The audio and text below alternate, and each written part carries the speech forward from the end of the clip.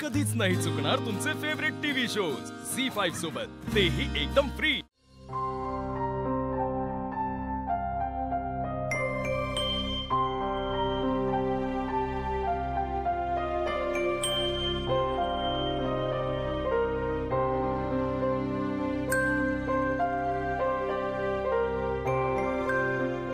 सयादादाकडे पूजा झाली।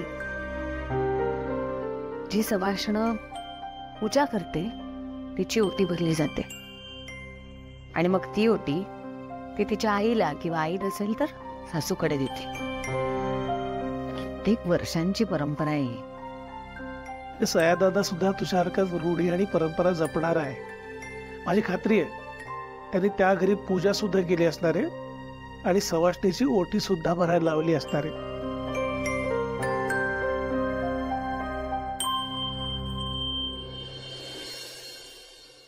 काय झालं पार्वती? काय ग, तुझी सासू तुला खूप त्रास देते का? सासूरवास करते का?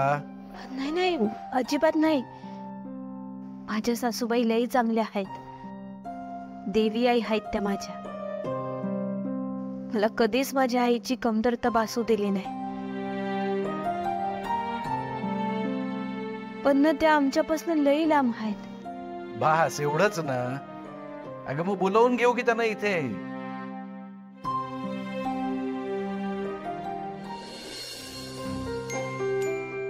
बरं बरं बरं, मला तुमच्यामध्ये ढवळाढवळ करायची नाहीये, पण काहीही अडचण असली तर खुशाल मला सांगा, मी आहे ना समर्थ। हा,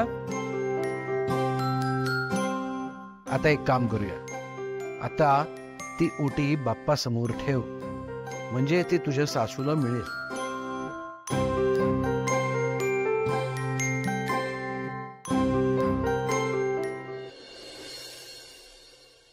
नक्कीच, पण सयादादापासून मी दूर गेले।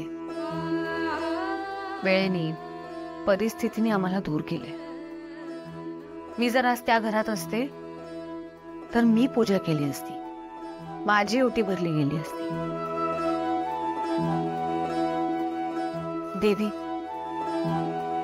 तू माझ्यापासून आजपर्यंत खूप काही हिरवून घेतलंस, मी काही नाही म्हणाले, पण आता शक्य होत नाहीये।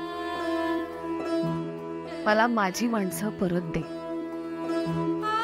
माझ्या ओटीत तुझ्या आशीर्वादाचा कौल दे।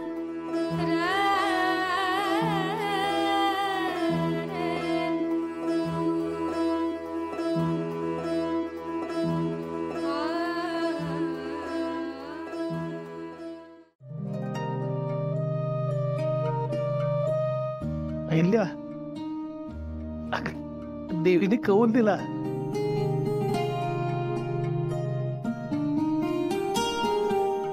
माझी ओटी भरली गेली, आईचा आशीर्वाद मिळाला। असं वाटतंय जणू माझी माहेरची ओटीच मला मिळाली।